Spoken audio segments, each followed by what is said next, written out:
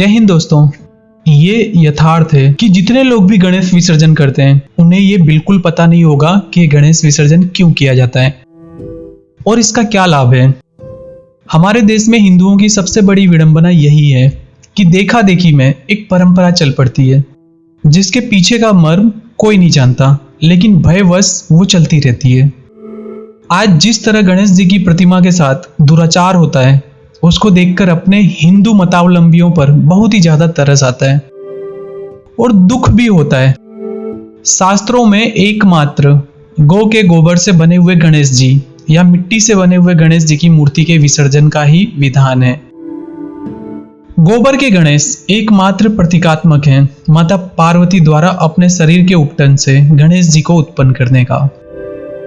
अब गाय का गोबर हमारे शास्त्रों में पवित्र माना गया है, इसलिए गणेश जी का आह्वान गोबर की प्रतिमा बनाकर ही किया जाता है। इसलिए एक शब्द प्रचलन में चल पड़ा, गोबर गणेश।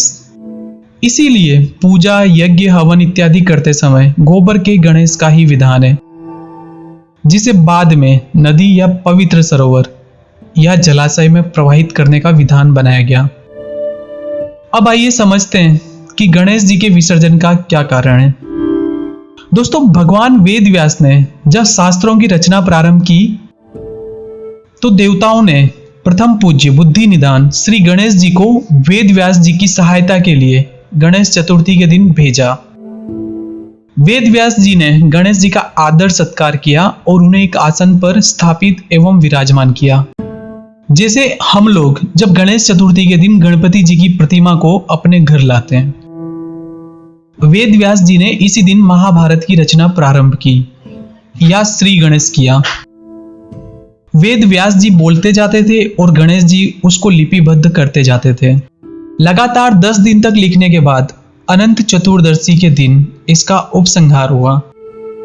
भगवान की लीलाओं और गीता के रसपान करते करते गणेश जी को अष्ट सात्विक भाव का आवेग हो चला था, जिससे उनका पूरा शरीर गर्म हो गया था और गणेश जी अपनी स्थिति में नहीं थे। दोस्तों, ध्यान दीजिएगा, यहाँ पर गणेश जी के शरीर की उष्मा का निष्किलन या उनके शरीर की गर्मी को शांत करने के लिए वेद व्यास जी ने उनके शरीर पर गीली मिट्टी का लेप लगाया। इसके बाद उन्होंने गणेश जी को जलाशय में स्नान करवाया, जिसे विसर्जन का नाम दिया गया। बाल गंगाधर तिलक जी ने अच्छे उद्देश्य से ये शुरू करवाया, पर उन्हें ये नहीं पता था कि इससे भविष्य में काफी विडंबनाएं जन्मेंगी। गणेश जी को घर में लाने तक तो बहुत अच्छा है, परंतु विसर्जन के दिन उनकी प्रतिमा के साथ जो दुर्गति होती है वो असहनीय बन जाती है। आजकल गणेश जी की प्रतिमा गोबर की न बनाकर लोग अपने रुतबे, पैसे के दिखावे और अखबार में नाम छापने के उद्देश्य से बनाते हैं। जिसके जितने बड़े गणेश जी उसकी उतनी बड़ी ख्याति, उसके पंडाल में उतने ही बड़े लोग और चढ़ावे का तांता। इसके बाद यश और नाम अखबारों में अलग होता है। एवं आजकल तो सोशल मीडिया है ही, फेसबुक, इंस्टा पर जो चरस बुआई होती है। सबसे ज्यादा दुख तब होता है जब कस्टमर अट्रैक्ट करने के लिए लोग डीजे पर फिल्मी अश्लील गाने और नचनिया को नचवाते हैं।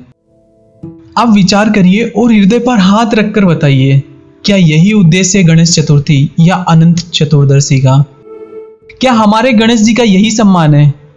इसके बाद विसर्जन के दिन बड़े ही अभद्र तरीके से प्रतिमा की दुर्गति की जाती है। वेद व्यास जी का तो एक कारण था विसर्जन करने का, लेकिन हम लोग क्यों करते हैं? ये मेरी बुद्धि से परे है। क्या हम लोग भी वेद व्यास जी के समकक्ष हो गए? क्या हमने भी गणेश जी से कुछ लिखवाया? क्या हम गणेश जी के अष्ट सात्विक भाव को शांत करने की हैसियत रखते हैं? गोबर गणेश मात्र अंगुष्ठ के बराबर बनाया जाता है और होना भी चाहिए।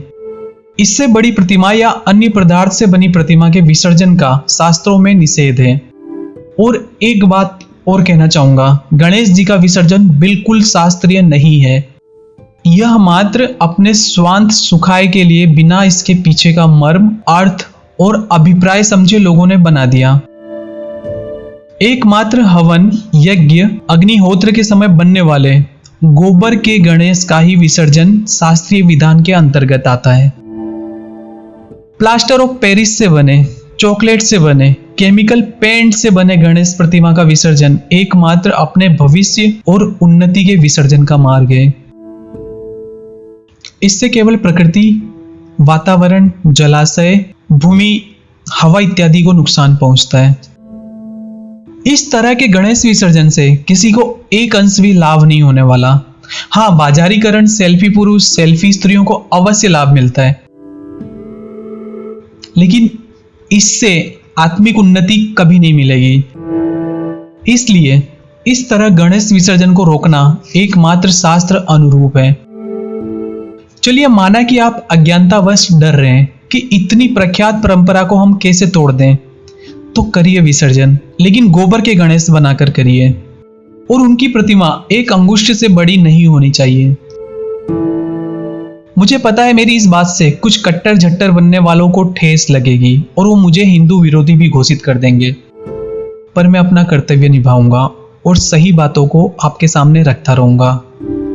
बाकी क्या, सोई करहूं जो तो ही सुहाई। दोस्तों, ये वीडियो जागरूकता फैलाने के उद्देश्य से साझा की गई है। सहमत होना या ना होना आपका फैसला है। बात सिर्फ इतनी है, हमें उन मान्यताओं को अपनाना होगा जिससे सनातन संस्कृति की सही छवि दुनिया भर में फैले। जय हिंद, जय गणेश।